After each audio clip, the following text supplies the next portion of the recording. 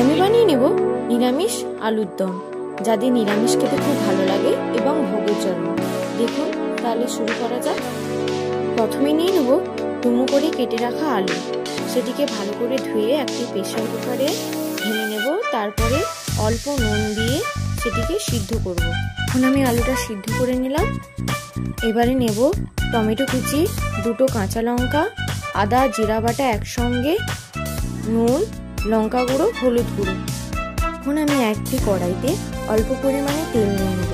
তেলটি গরম হয়ে যাওয়ার পরে তার উপরে চিনি দিয়ে দেব। চিনিটা হালকা লাল হয়ে এলে তার উপরে একসঙ্গে বেটে রাখা আদা জিরে দিয়ে দেব।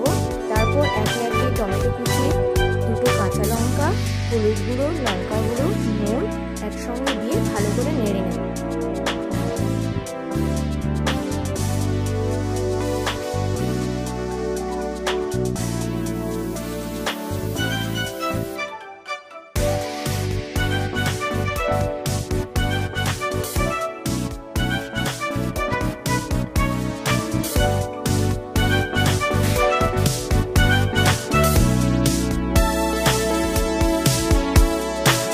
ভালো করে মশলাটি কষিয়ে নেওয়ার পরে অল্প পরিমাণে জল দিয়ে দেব।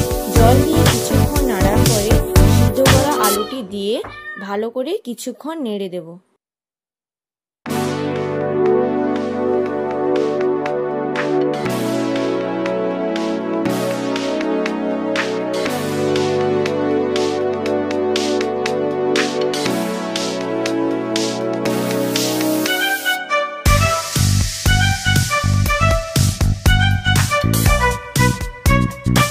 ভালো করে আলুটা কষানো হয়ে গেলে তারপর পরিমাণ মতো জল দিয়ে কিছুক্ষণ ফুটে গেলে ঢাকনা দিয়ে ঢাকিয়ে দেব।